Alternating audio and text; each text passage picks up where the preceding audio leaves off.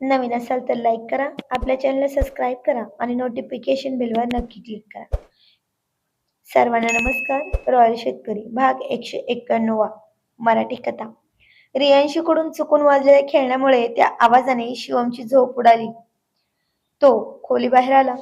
समोरच दिग्विजय हॉलमध्ये उभा असलेला दिसला. दिग्विजय, शिवमने मोठ्याने आवाज दिला. दिग्विजयने पाहिले की आपला प्लॅन तर फसला आहे. त्याने शिवमवर चाकू रोखला. शिवम, एकदाच ती चांदीची किल्ली आणि नकाशा मला देऊन टाक, नाहीतर आज या वाड्यावर रक्ताची होळी होईल. माझ्या वाड्यावर येऊन मलाच धमकावतोयस, शिवम म्हणाला. शिवमचा स्वाभिमान जागा झाला होता. त्याने थेट दिग्विजयवर झडप घातली. दोघांमध्ये जोरदार थरारक हाणामारी सुरू झाली. दिग्विजयने चाकूने शिवमच्या पोटावर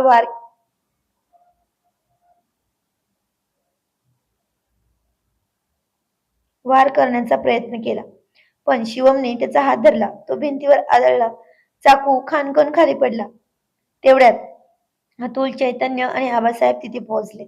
अतुलने मागून येऊन दिग्विजयचे दोन्ही हात आवळले. चैतन्य पकड याला, आज हा सुटला नाही पाहिजे, अतुल ओरडला. दिग्विजय पूर्णपणे अडकला होता, पण तो अत्यंत धूर्त होता. त्याने अतुलच्या पायावर जोरात तुडवलं आणि स्वतःला सोडून थेट वाड्याच्या खिडकीतून बाहेर उडी मारली. बाहेर अंधार असल्याने तो शेताच्या दिशेने पळून गेला, पण पळताना तो ओरडला, शिवम, आज मी चाललोय, पण लक्षात ठेव, अमेरिकेत असलेला रोहित आणि पल्लवीला मी सोडणार नाही. तिथूनच मी या मुजुमदार पॅलेसचा लिलाव करेल. दिग्विजयच्या या शेवटच्या वाक्याने शिवम आणि आबासाहेबांच्या पायाखालची जमीन सरकली होती. दिग्विजय आता थेट अमेरिकेत असलेल्या रोहित आणि पल्लवीला टार्गेट करणार होता.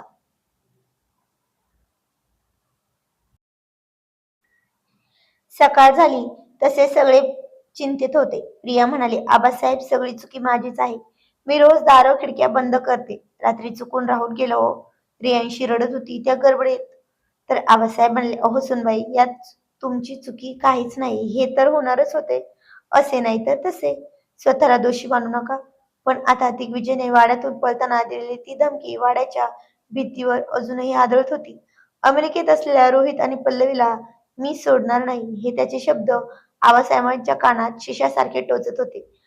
वाड्यावर एक अनामिक भीती आणि चिंतेचे ढग दाटून आले होते. शिवमराजे, डॉक्टर रोहित आणि पल्लवी तिथे परक्या देशात अगदी एकटेच आहेत हो. त्यांच्यासोबत तो छोटा रुद्र पण आहे. आणि या नराधमाने दिग्विजयचा काही भरोसा नाही. तो तिथल्या गुंडांना हाताशी धरून त्यांना काहीही इजा करू शकतो. आबासाहेबांचा आवाज चिंतेने कापत होता. त्यांची त्यांनी याच सगळ्या भीतीमुळे आपलं घर, गाव आणि देश सोडला. पण हे वासनाचे पुजारी त्यांना सुखाने जगूच देणार नाहीत. आपल्याला काहीतरी केलं पाहिजे, आबासाहेब म्हणाले. शिवमने आबासाहेबांचे हात आपल्या हातात घेतले. त्याचे डोळे निखाऱ्यासारखे लाल झाले होते. आबासाहेब, तुम्ही काळजी करू नका. जोपर्यंत हा शिवम जिवंत आहे तोपर्यंत डॉक्टर रोहित आणि पल्लवीच्या केसालाही धक्का लागू देणार नाही मी. दिग्विजयने थेट आपल्या कुटुंबावर हात टाकण्याचा प्रयत्न केलाय. आता त्याला रॉयल शेतकरीचा आंतरराष्ट्रीय अंगा दाखवण्याची वेळ तर आलीच आहे. अतुलने पुढे येत विचारले, पण शिवम, आपण अमेरिकेला जाणार कसं? तिकडे जायला व्हिसा, पासपोर्ट आणि कागदपत्रांची मोठी सोय लागते रे. आणि अचानक असं जाणं कसं शक्य होईल? तेवढ्यात सचिन धावत हॉलमध्ये आला. त्याच्या हातात त्याचा लॅपटॉप होता. मित्रांनो, एक जबरदस्त मार्ग आहे. आठवतंय?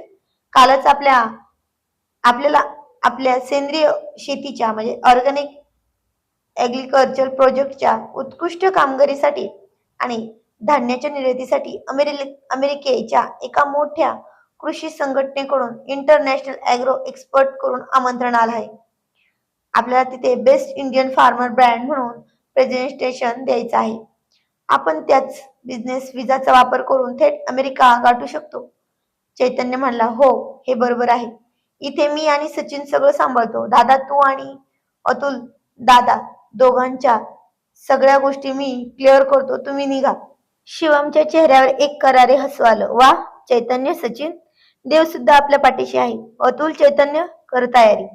आपण तिघेही अमेरिकेला निघतोय. तिकडे आपल्या शेतीचा ब्रँडही पोहोचेल आणि डॉक्टर रोहितच्या संरक्षणासाठी झालंही तयार होईल. दादा पण मी कशाला? चैतन्य म्हणला. शिव म्हणला, अरे तुझेही पावर वापरू शकतो कुठेही, बाकी आम्ही सांभाळतो. पण अमेरिकेला निघण्यापूर्वी मुजुमदार पॅलेसच्या त्या चांदीच्या किल्लीची आणि मोडी लिपीतील नकाशाचा छडा लावणे अत्यंत गरजेचं होतं.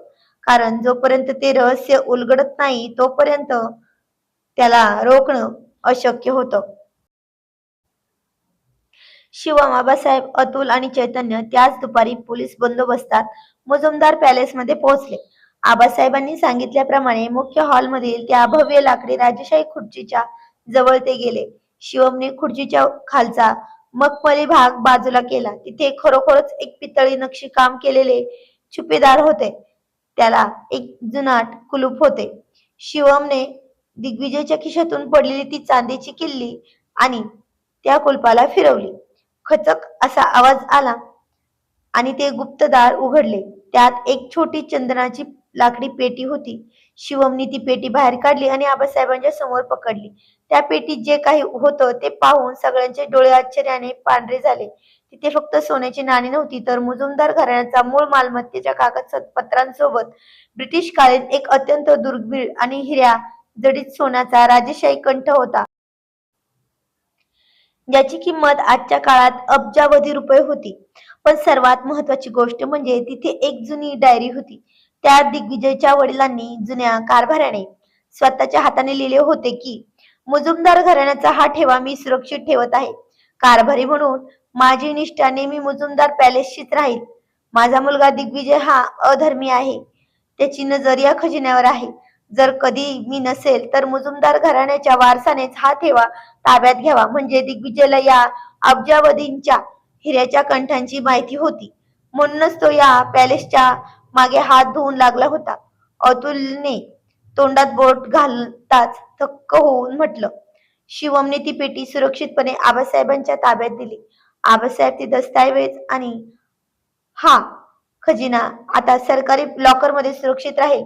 दिग्विजयला आता समजेल की त्याच्या हाती काहीच लागणार नाही. आता वळूया त्याच्या दुसऱ्या प्लॅनकडे, म्हणजे अमेरिकेकडे. 2 दिवसांनी सकाळी वाड्यावर अमेरिकेला जाण्याची लगबग सुरू झाली. शिवम, अतुल आणि चैतन्य बॅगा भरत होते. प्रियाच्या डोळ्यात मात्र पाणी होते. शिवम इतक्या दूर चालला होता आणि वाड्यावर 3 लहान मुलांची जबाबदारी तिच्यावर होती. तिने शिवमला आरती देत म्हणाली, अहो, स्वतःची काळजी घ्या. तिकडे गेल्यावर डॉक्टर रोहित आणि पल्लवी ताईला सुरक्षित ठेवा. मला इथे मुलांची काळजी नाही, पण तुमची काळजी वाटते हो. शिवमने प्रियाला जवळ घेतलं. प्रिया, घाबरू नकोस. आबासाहेब, सचिन आहेत वाड्यावर आणि माझ्या पाठीशी तुझं प्रेम आणि आपल्या आईसाहेब आबासाहेबांचे आशीर्वाद आहेत. मुलांचं प्रेम आहे. अजून काय हवं? असं म्हणतच त्याने तिच्या गालावर एक प्रेमळ चुंबन घेतलं. बरं बाळा, चल एकदा मुलांना बघतो मग निघतो, असं म्हणून तिला एक कडकडून मिठी मारली. तेवढ्यात पाळण्यातून रियांशीचा एक गोड खळखळून हसण्याचा आवाज आला. प्रियांश आणि शिवांशी तिच्या दोन्ही बाजूस बसवून तिला काहीतरी गमतीशीर चेहरे करून दाखवत होते. रियांशीने तिचे लहान लहान नाजूक हात हवेत हलवले आणि तिची ती सुंदर खळी गालावर उमटली. नवल म्हणजे रियांशीने खेळता खेळता तिच्या हातातील एक छोटी चांदीची साखळी, जी तिच्या बारशात मिळाली होती, शिवमच्या दिशेने फेकली, जी थेट शिवमच्या बॅगवर जाऊन पडली. अतुल हसत म्हणला, बघ शिवम, आपली रियांशी तुला तिचा लकी चार्म देते. ही छोटी राजकुमारी सांगते, बाबा जा आणि दिग्विजयला धुवून या. रियांशीच्या त्या बाललीलेने वाड्यावरील वातावरण, तणावपूर्ण वातावरण एका क्षणात हलकं फुलकं झालं. प्रियाच्या चेहऱ्यावरही हसू आलं. शिवमने तीनही मुलांचे पाय घेतले आणि म्हणला, जातो, वेळेवर शाळेत जायचं, मातोश्रींना त्रास द्यायचा नाही आणि घरीच खेळा, बाहेर जाऊ नका. दोन्ही मुलं हो म्हणाली. रियांशीने तर हसूनच दाखवलं. छान. जाताना काही तासांच्या विमान प्रवासानंतर शिवम, अतुल आणि चैतन्य न्यूयॉर्कच्या इंटरनॅशनल एअरपोर्टवर उतरले. परकादेश, अथांग गर्दी, उंचच उंच इमारती आणि हाडाला गोठवणारी थंडी. पण शिवमच्या मनात फक्त एकच विचार होता, डॉक्टर रोहित आणि पल्लवीची सुरक्षितता. डॉक्टर रोहित आणि पल्लवी त्यांना घेण्यासाठी विमानतळावर आले होते. छोटा रुद्र शिवम आणि अतुलला पाहताच धावत आला. मामा, अतुल काका. शिवमने रुद्रला कडेवर घेतलं. डॉक्टर रोहित आणि पल्लवीच्या चेहऱ्यावर शिवमला अचानक तिथे पाहून आश्चर्याचा धक्काच बसला होता. शिवम पाटील, अतुल, चैतन्य, तुम्ही इथे अचानक? काही गडबड झाली का वाड्यावर? डॉक्टर रोहितनं काळजीने विचारलं. शिवमने डॉक्टर रोहितचा हात घट्ट पकडला. डॉक्टर रोहित, वाड्यावर नाही, इथे अमेरिकेत गडबड होणार आहे. दिग्विजय इथे आलाय आणि तो तुमच्यावर. शिवमचे वाक्य पूर्ण व्हायच्या आत अचानक विमानतळाच्या पार्किंग लॉटमध्ये एक काळ्या रंगाची मोठी एसयूव्ही व्हॅन गाडी येऊन अत्यंत वेगाने त्यांच्या दिशेने आली. गाडीच्या काळ्या काचा होत्या. गाडी अगदी त्यांच्या जवळ येऊन थांबली आणि खिडकी खाली झाली. आता ड्रायव्हिंग सीटवर दुसरा कोणी नसून हसत असलेला दिग्विजय बसला होता. त्याच्या शेजारी दोन आंतरराष्ट्रीय गुंड बसलेले होते. त्यांच्या हातात आधुनिक हत्यारे होती. दिग्विजयने शिवमच्या कडेवर असलेल्या छोट्या रुद्राकडे पाहिलं आणि एक क्रूर हास्य केलं. अरे वा शिवम, तू थेट न्यूयॉर्क पर्यंत माझा पाठलाग करत आलास होय.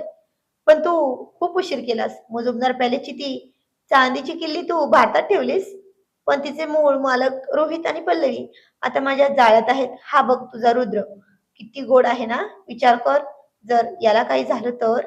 दिग्विजय, शिवम वाघासारखा गरजला आणि तो गाडीच्या दिशेने झेपावला. पण दिग्विजयने जोरात एक्सिलेटर दाबला. गाडीचा टायर मोठा आवाज करत तिथून वेगाने पळून गेली.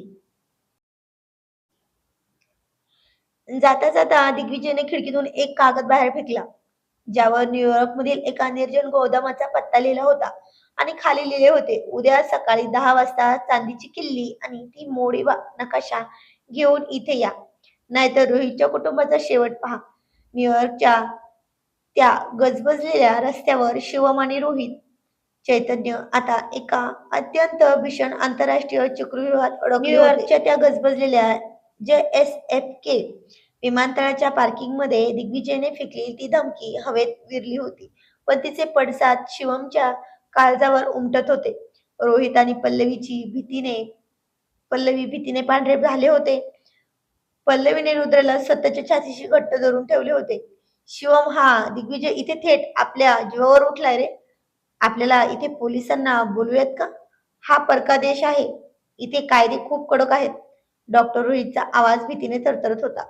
शिवमने जमिनीवर पडलेल्या तो चिठ्ठीचा तुकडा उचलला. त्याचे डोळे संतापाने आणि करारीपणाने धगधगत होते. त्याने डॉक्टर रोहितच्या खांद्यावर हात ठेवला. डॉक्टर रोहित, पोलिसांची कारवाई करेपर्यंत हा दिग्विजय काहीतरी अघटित करून बसेल.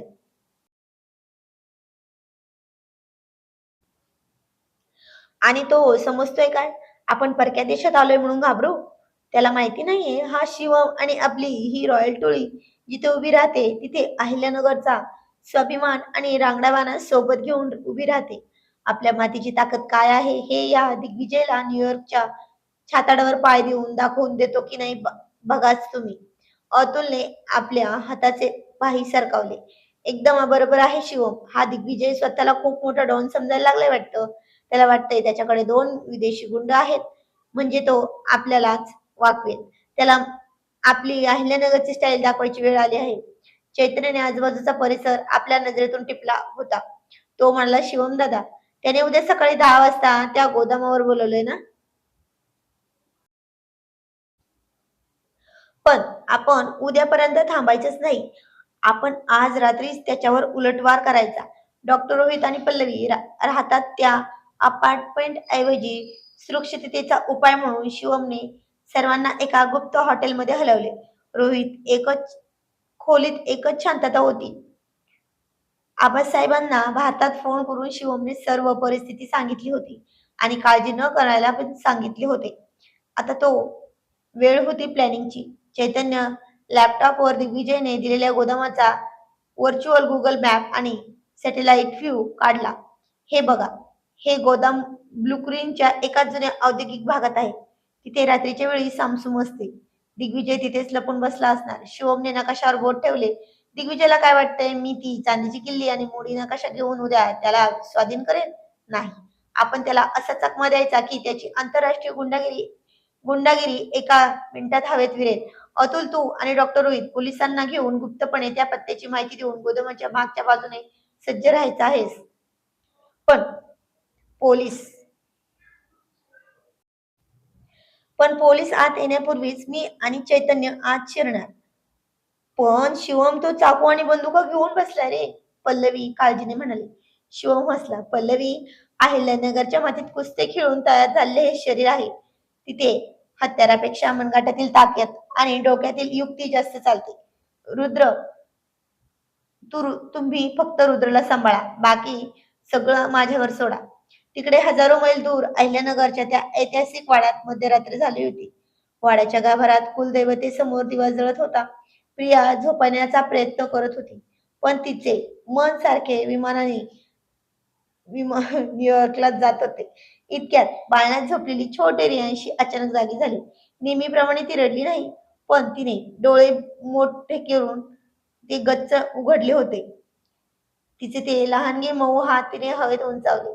त्या क्षणी वाड्याच्या देवाऱ्यातील तो दिवा अचानक मोठा झाला आणि संपूर्ण खोलीत एक श्वासिक मोगऱ्याचा दरवळ पसरला.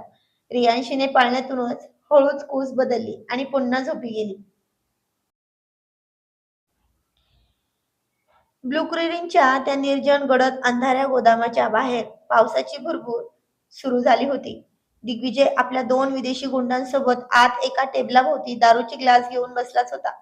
टेबलवर काही बनावट कागदपत्रे पडलेली होती. बॉस, तो इंडियन फार्मर उद्या सकाळी येईलच ना? एका गुंडाने इंग्रजीत विचारले. दिग्विजय मोठ्याने हसला. येईल काय? त्याला यावंच लागेल.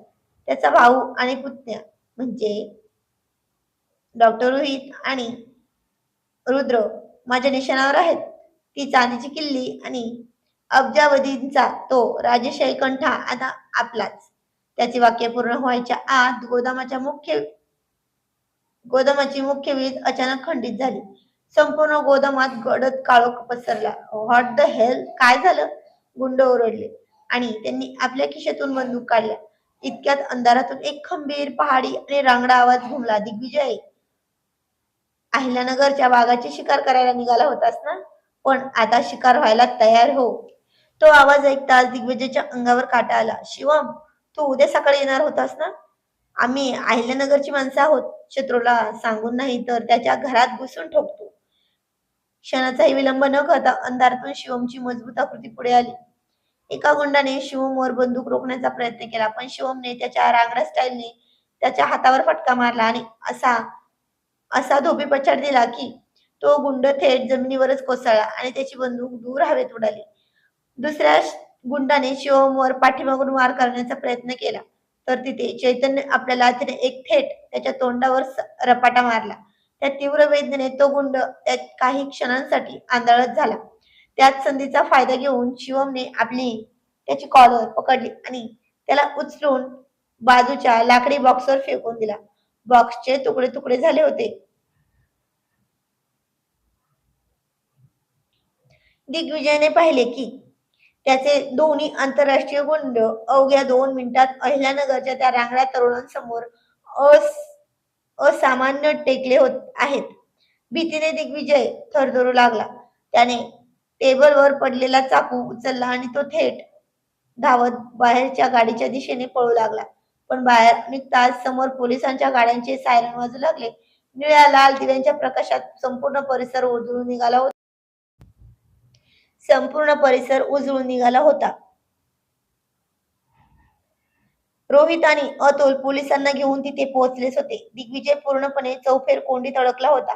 शिवम गोदामाबाहेर आला. त्याचा कुर्ता धुळीने माखला होता, पण त्याच्या चेहऱ्यावर एक वेगळाच रुबाब होता. दिग्विजय, आता तुझा खेळ संपलाय. तू कायद्याच्या कचाट्यात सापडला आहे. शिवम कडाडला. दिग्विजयने आजूबाजूला पाहिलं. पोलीस त्याच्यावर बंदुका रोखून उभे होते. पण दिग्विजय अत्यंत विकृतपणे हसला. त्याने खिशातून एक छोटा रिमोट कंट्रोल बाहेर काढला. शिवम, तुला काय वाटतंय मी फक्त इथेच प्लॅन करतोय की काय? रोहित आणि पल्लवी ज्या हॉटेलवर आहेत ना, तिथे माझ्या माणसाने आधीच एक टाइम बॉम्ब लावलाय.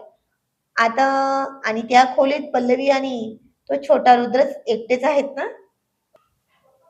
जर मला पोलिसांनी पकडलं तर मी हे बटन दाबेन आणि तो बॉम्ब उडवून देईन. दिग्विजयने रिमोटवरचे लाल बटन दाखवून क्रूरपणे म्हटलं. हे ऐकताच रोहितच्या पायाखालची जमीन सरकली. रुद्र, पल्लवी, शिवमचे डोळे विस्फाटले. न्यूयॉर्कच्या या रस्त्यावर दिग्विजयने खेळलेली ही सर्वात मोठी आणि भयानक चाल होती. एका बाजूला पोलीस, दुसऱ्या बाजूला दिग्विजयचा रिमोट आणि हॉटेलमध्ये अडकलेले पल्लवी व रुद्रचे प्राण. तर काय होईल पुढे हे जाणून घेणं खूप इंटरेस्टिंग ठरणार आहे. तर जाणून घेऊया पुढील कहाणी पुढील भागामध्ये. तोपर्यंत धन्यवाद. कमेंटमध्ये आजचा भाग कसा वाटला ते नक्की सांगायचं आहे. आणि थँक्यू फॉर वॉचिंग.